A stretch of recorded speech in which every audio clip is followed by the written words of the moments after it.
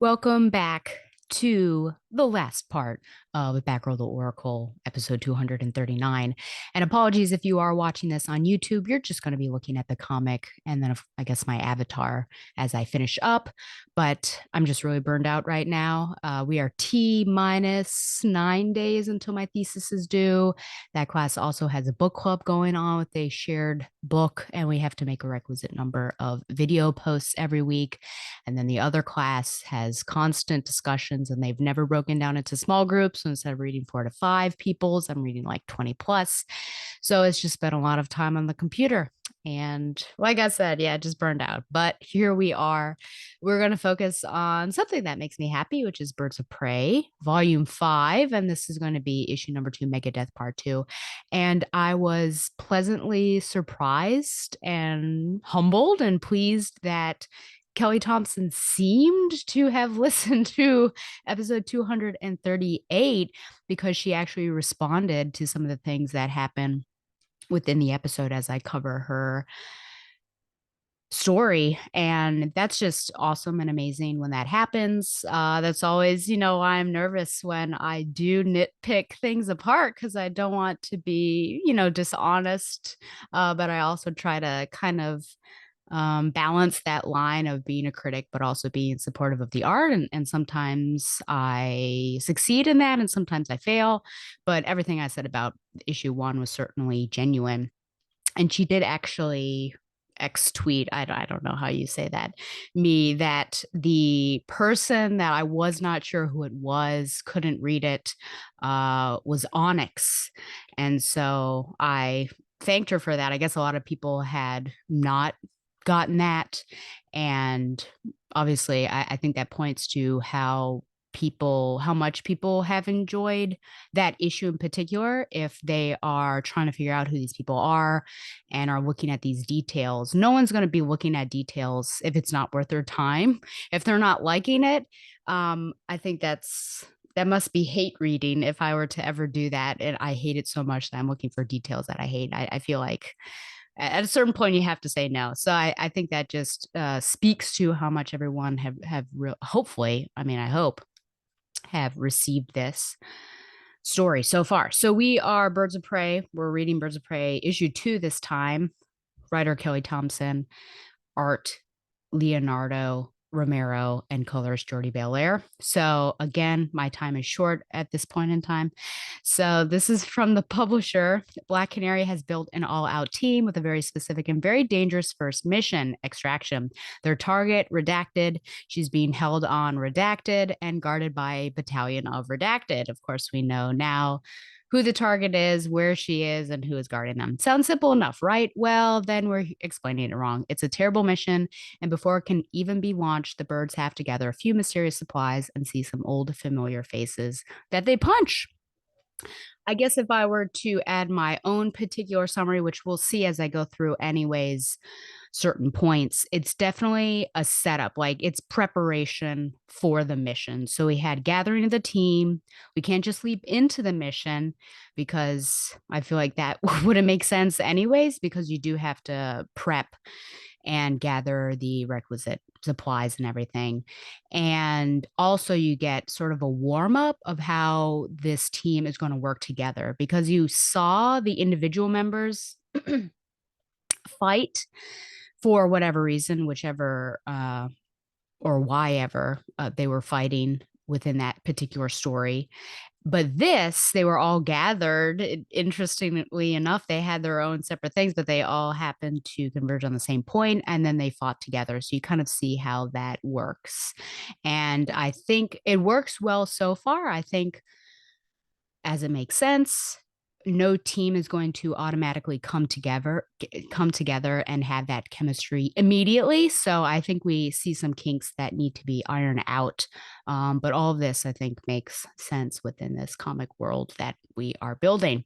And then we are on our way to Themyscira. So I imagine the mission will begin in issue number 3. So first of all, I guess I don't know if I even spoke about the art, or not the art. I think everything I have to say about the art is the same, but I will talk about the art in this one. But the cover, which, unless you read the inside, I think maybe the cover just looks awesome and it's like, oh, different angles. But it does make even more sense once you see where they go and kind of this upside down verse that they're in. Um, yeah, so dynamic cover, beautiful. There's not much to say because it would all be gloating for sure, or not gloating, but it would all be, I could say, drooling over it. And yeah, just not even, yeah, whatever. Move on, Stella, move on. Okay, so I do like this cold opening here. It says Bhutan years ago, and it is just Dinah and Sin sitting down as sisters. I think this gives new readers an idea of what the relationship was like between Dinah and Sin. Because if you're new and you've hopped on because maybe you are a Kelly Thompson stan, then you hear this Sin and you're like, what is that? Or who is that? And you don't really get, I mean, unless you do side research, you're not going to understand what that is like. But I think Thompson is able to, in a few number of pages, really show the loving relationship between these two and also potentially, the chip on Dinah's shoulder that she can't provide as much as she'd like to. I think it also shows how important this mission is and warns us that Dinah may, in fact, be too close to this mission. So at this point in time, I'm a little worried how this mission is going to turn out. And the one person you don't think you should be worried about, Dinah, is actually the person I am worried about. So we shall see what happens because if she has to make a tough decision and it's Sin at the center, I don't know how she's going to decide. As fans of this, obviously, it gives us a refresher on why it's important because it's been so long, I feel like, since Sin has been in the comics verse. So it refreshes us on this relationship. It gives us an idea of what Sin has been through and that she still retains some childlike innocence, which Dinah tries to protect. Sin does remind me a bit of Cassandra. It would be interesting to do sort of a Venn diagram of them side by side to see, the similarities and the differences. But there is certainly that feel. I mean, if you were to have a perfect little sisterly double date, you could definitely have Dinah and Sin and then Babs and Cass on the other side, though potentially the Babs and Cass of a time forgotten and not necessarily in this particular continuity. It's interesting that some members of the team assume Dinah is leading a mission that will inevitably kill some Amazons. Okay, so the first person to walk out, in fact, was Zealot, who's like, I'm not going to kill Amazons. And then she's trying to explain that. And then I feel like Harley is one who said that. Big Barda is someone who is a bit dubious as well. So I don't know what exactly Dinah has been up to that would lead certain members of the team to that assumption. I feel like that has never been her modus operandi. But yeah, maybe it's these. I'll say zealots in particular. And again, I don't have any background on zealot. Her particular relationship with Dinah, that maybe she's seen stuff Dinah do in the past that makes her cautious. And also, if we refer back to my previous comment, the fact of how close Dinah is to Sin and how much is on the line, perhaps these people know that she would kill for Sin. So, again, I'm a little concerned about what's going to happen in particular with Dinah leading this mission. Later on, actually, I don't know how, once we're talking about death, this is pretty later on, or I don't know how Cass would allow this little gesture here, Barda, to bring two men to the brink of death. Dinah says, I'm afraid to ask if Greg and this Nelson person are still alive. Barda says they are. And with a worried face, Dinah says Cass. And Cass does this sort of semi gesture with the hand going left and right and says, eh. So that's another disconcerting point. Just like, well, Cass is there. Cass is someone who would stay somebody's hand.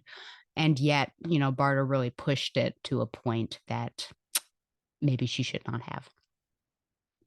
I think Thompson does a good job considering what fans might complain about or ask questions about and uses that as questions from team members or information from Dinah.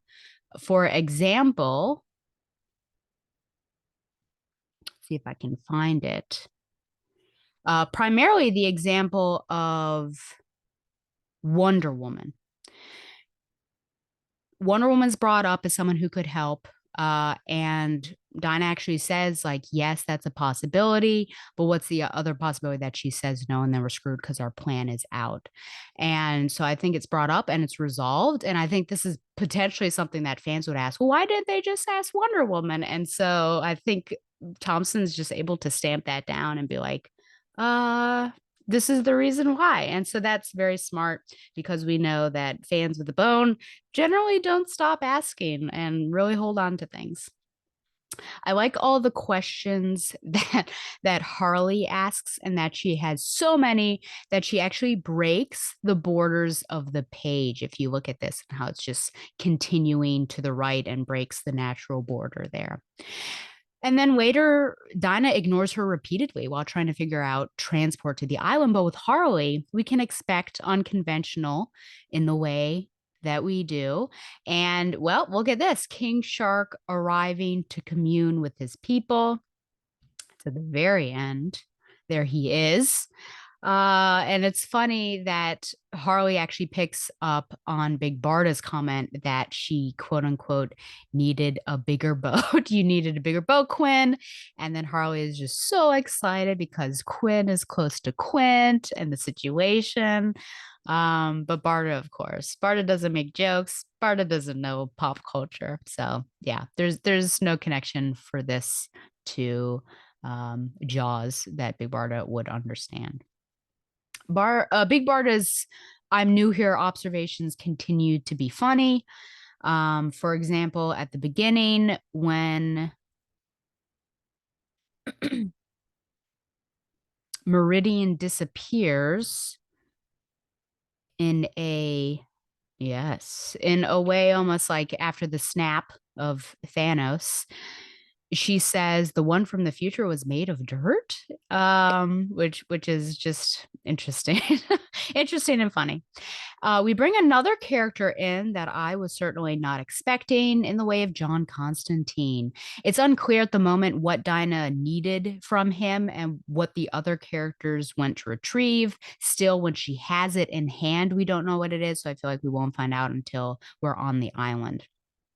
I also have questions as to why Donna needs John to lead her through a seam here because Big Barda, Cass, and Zealot seem fine making their way on their own through a seam that I don't know how they have necessarily found.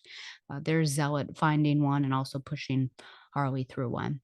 The art hint specifically these x-rays of the characters and then angular panels later on because the panels are all I don't know how you even just parallel. Well, the ones later on are parallel, but they're very structured and stiff, not in a negative way, but it's just like a general standard comic outline. And then as we get into this other section, which we notice, oh, like we have transitioned to another place because we see this X-ray form of our characters. And now these panels are a little off kilter. They are at a different degree, however you want to. The angles are getting a little more intense. It's just breaking it. I love that detail with the art to show that we're in a different place and it's the rules maybe aren't as regulated or particular and what you expect may not happen. What Zealot is doing, I think, is my biggest question, as well as what Harley is talking about when she says, quote unquote, the big girl, which seems to rile Zealot up. And then the statement of, quote, feeling new, but being around forever. So I'm not sure. I mean, I did some again. I feel like this is the second every issue. I'm gonna be researching Zealot because I'm trying to figure out what's going on here. But I did look up. There was like a daughter sister thing. I'm like, I don't think that's it. I'm just looking at her history, trying to figure out what's going on. Is it going to be someone connected with Zealot's past, or is it going to be someone connected with Dinah and like an overlap? Is it someone we know, someone we don't know? I don't know. I'm just now along for the ride. I'll probably continue to look up Zealot, but we'll figure this out. This issue also gives us, like I said, our first team fight. Here's a nice little panel of it, as well as wildly different locations and contexts, which I think seems to match the zaniness of the team and give us an idea of what we can expect from this series. I mean, just the team itself, I don't think anyone could have seen this coming. So I think that the tone of the book, as well as the locales and the missions after this mission, should, and I believe, just because I do believe in Kelly Thompson's writing abilities, that it's going to continue to be stuff that we are not expecting. And I love that fact just because, you know, I feel like we could call a lot of things that were happening in Barbara Gordon's life for the past few incarnations of the character. So to have something come out and I open it and I have honestly no idea what's going to happen, I really love that feeling. So it's very freeing to read this. And like I said, just looking at this, obviously everyone has their particular methods of fighting and they're working together. But I think we're also going to see that they're going to probably need to train and coordinate well because this mission is it's not going to be easy for sure.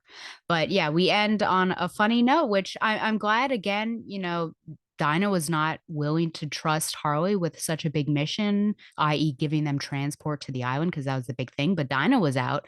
Dinah had prepared everything, but she's like, I still haven't figured out how to do that, how to get to the island. And Harley's like, I know how. So trusting Harley is like, well, you know what you're going to get. And so we've got King Shark, which I think is very interesting.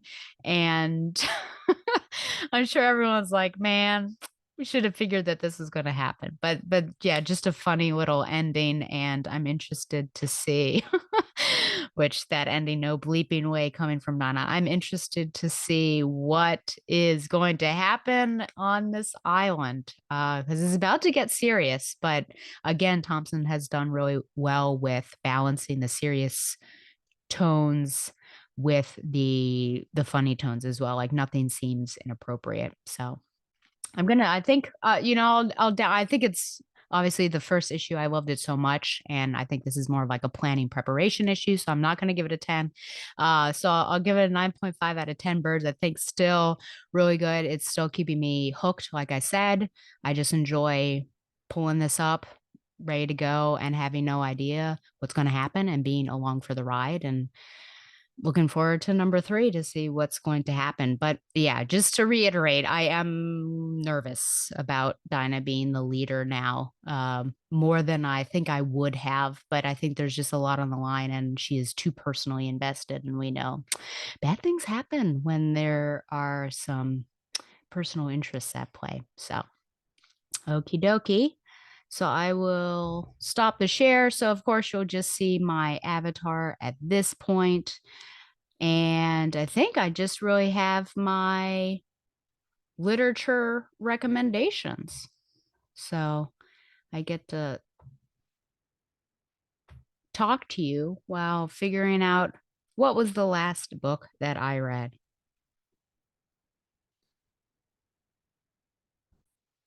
Okay, I think the last one I talked about was Family of Liars by E. Lockhart. So, what I read this month, In Order to Live, A North Korean Girl's Journey to Freedom by Yeonmi Park, which was it's really interesting just because I have a dearth of background in I think Korean wars and history and things like that. And I really don't know a lot about North Korea. And so hearing what that was like and trying to get out of North Korea to South Korea via China was really interesting and also devastating as well. But I do recommend that. One Last Stop by Casey McQuiston, which was a woman loves woman romance that sort of is time bending. And I thought it was okay. It's not like the best one I read, but it was certainly original, I think, in the way that I don't want to spoil it, but I guess in the way that there are some time bending things. Walden by Henry David Thoreau, which was a difficult read for sure. You have to take your time with that, but thoughtful, and certainly made me want to pursue such a lifestyle. And I think it is possible. And you can listen to that on the next episode of Required Reading with Tom and Stella. Tom led that one. Of course, I finished War Games Book 2. And then Beach Read by Emily Henry, which was recommended to me by a friend who started off, "You'd be so proud of me," which I guess because I'm a shipper. But she read this and she's like, it was so good. And so I read it and I thought, wow, this really is good. So I do recommend that. And then I also read Emily Henry's People We Meet on Vacation, which was also good. But I think if I were to recommend one of the two that I've read, I would say go with Beach Read, just as something that is a nice romantic tale as well as having some depth to it, which I do appreciate that in my romances. And then I feel like I have 5 different books that I'm currently reading, not only texts for school, but I've got other texts for fun. And then like I feel like I always have a romance going on, and then I have something else happening. And I just got an interlibrary loan of like something with a very scandalous title that I found in the text of one of my classes that I'm interested in reading, and went to the library, and I have 2 more holds. So I've got like this backlog that, so besides, working for school, I also have some stress about reading books, which is always problematic, things that you want to do, but there's just not enough time. Oh, that is it. Yeah, this was a 3-part episode, or it felt like it for sure. Thankfully, War Games is over. It's over. So I guess we can only think about it when it pops up in the books that we are reading. At this moment, since I haven't pulled up my Excel document at all, I don't know what I'm doing next. It could be a Birds of Prey, or it could be a Cass and Batgirl story. So I guess we will find out. But remember, you can send any questions or comments to batgirltheoracle@gmail.com. Like the show on Facebook or follow it on Twitter at batgirltheoracle. Subscribe to the show on YouTube for an uncut version. And follow the Batman Universe on Facebook and Twitter as well. And support the Batman Universe by subscribing to Patreon. Once again, thanks to Mile High Comics for sponsoring Batgirl the Oracle, the Barbara Gordon podcast. And until next time, fly on, Babs lovers.